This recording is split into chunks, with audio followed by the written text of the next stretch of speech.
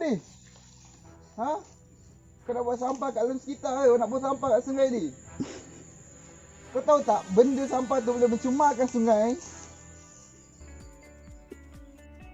Assalamualaikum dan selamat sejahtera kepada semua. Nama saya Muhammad Rahman Hakim bin Roslan dan nombor matrik saya ialah D2019-108-7717 daripada Universiti Pendidikan Sultan Idris. Hari ini, saya akan menyampaikan sebuah pengucapan awam yang bertajuk pencemaran alam sekitar. Pencemaran alam sekitar boleh didefinisikan sebagai suatu perkara yang mengotorkan alam sekitar sehingga boleh menjejaskan ekosistem di muka bumi. Dewasa ini, era pemodenan menderaskan lagi pembangunan negara. Pelbagai projek sosioekonomi dijalankan begitu pesat untuk meningkatkan taraf pembangunan negara. Namun, kita alpa dengan kesan terhadap alam sekitar yang boleh membahayakan diri manusia.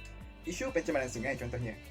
51 sungai dalam kategori tercemar dengan 24 pada kelas 3 iaitu memerlukan rawatan intensif seperti Sungai Juru di Pulau Pinang dan Sungai Buloh di Selangor. Ini diikuti 26 sungai pada kelas 4 hanya untuk tujuan pengairan seperti Sungai Segat di Johor dan Sungai Alor Lintah di Kelantan. Serta satu lagi kelas 5 iaitu sungai yang tercemar teruk di Johor yang bernama Sungai Tukang Batu kerana kilang-kilang berdekatan telah membuang sisa toksik ke dalam sungai-sungai tersebut. Pencemaran alam sekitar ini menjadi satu kemelut yang tidak dapat dielakkan oleh negara kita sehingga mencalarkan nama baik negara. Antara punca utama yang menyebabkan pencemaran alam sekitar berada di tahap kritikal adalah disebabkan tangan manusia itu sendiri. Pada kebiasaannya, manusia sering melakukan pencemaran alam sekitar dalam keadaan sedar atau terdapat beberapa jenis pencemaran alam sekitar yang sering berlaku di negara kita. Antaranya ialah pencemaran air, pencemaran udara, pencemaran tanah dan pencemaran bunyi. Pada pendapat saya, isu pencemaran alam sekitar ini tidak boleh dipandang ringan oleh kesan terhadap pencemaran alam sekitar sudah pun disebar melalui media massa. Namun, manusia durjana yang tidak mencintai alam memandang enteng terhadap permasalahan alam sekitar. Sifat materialistik yang ada di dalam masyarakat pada hari ini menyukarkan untuk kita mengurangi masalah pencemaran di atas muka bumi ini. Terdapat juga individu yang mengambil mudah tentang aspek kebersihan lalu membuang sampah ke dalam sungai. Individu yang membuang sampah ke dalam sungai ini akan menyebabkan sungai dipenuhi dengan sampah sarap lalu menjadi kotor. Selain itu, perbuatan membuang puntung rokok ke dalam semak pula akan menyebabkan kebakaran yang mencemarkan udara. Minda manusia yang berjiwa rakus seperti golongan pemaju perumahan yang masih dangkal kerana asyik memikirkan keuntungan semata-mata dan menyebabkan semakin banyak pokok ditebang bagi memberi medan kepada kemajuan sektor pembangunan. Pencemaran udara berlaku apabila gas karbon dioksida dibebaskan oleh manusia tidak dapat diserap oleh sang flora kerana populasinya kian merundum. Proses perumahan di kawasan lereng bukit juga harus dihentikan kerana menyoroti peristiwa lampau iaitu tragedi tanah runtuh di Bukit Antarabangsa pada 2009 atau tragedi keruntuhan Highland Tower yang telah berlaku pada 11 Disember 1993.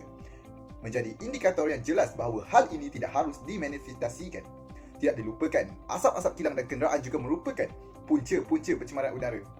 Ini disebabkan asap-asap hitam yang keluar daripada kilang dan kenderaan boleh mengakibatkan asap-asap tersebut terperangkap di ruang udara. Selain itu, terdapat juga gas-gas beracun seperti gas monoksida yang membunuh sekiranya terkumpul di kawasan tertutup. Hal ini menyebabkan masyarakat menerima udara yang tidak segar untuk menarik nafas. Ini menimbulkan ketidakselesaan oleh setiap masyarakat dalam kehidupan seharian. Kesan pencemaran alam sekitar yang paling ketara dan sedang hangat diperkatakan oleh seluruh warga dunia pada masa kini adalah kesan pemanasan global yang disebabkan oleh kesan rumah hijau. Kenaikan suhu bumi dan penepisan lapisan ozon menjadi punca kepada pemanasan global ini yang dapat dirasakan oleh semua penduduk bumi. Gas karbon dioksida yang terlalu banyak menyebabkan haba di bumi terperangkap dan akhirnya suhu bumi meningkat dan persekitarannya menjadi panas. Pemanasan global menyebabkan keadaan bumi menjadi panas dan ekosistem terganggu yang akhirnya menyebabkan banjir berlaku kerana kejadian alam yang tidak normal ini. Penyusutan lapisan ozon bumi yang melindungi hidupan ini daripada sinaran terus matahari.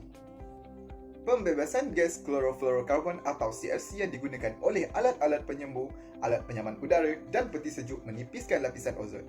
Ini menyebabkan lebih banyak sinaran matahari sampai ke bumi.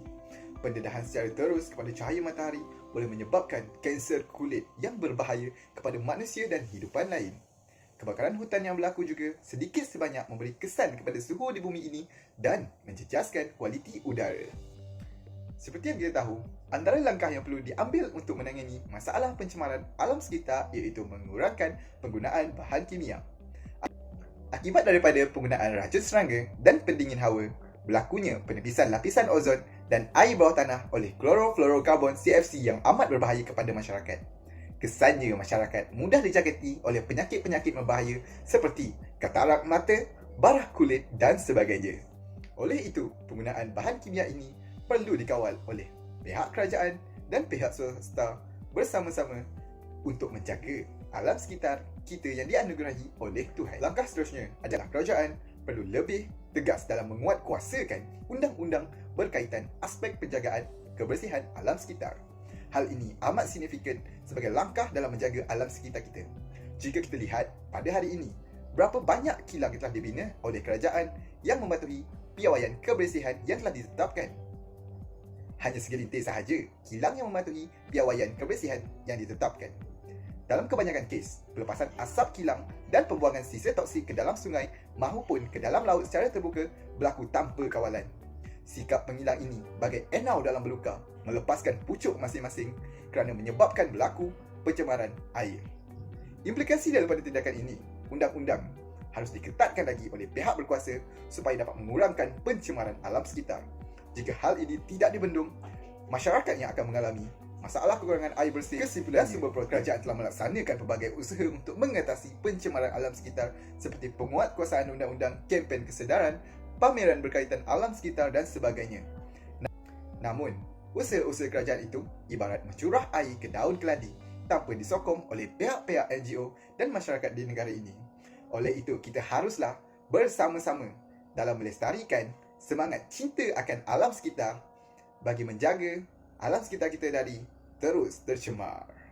Sekian, terima kasih.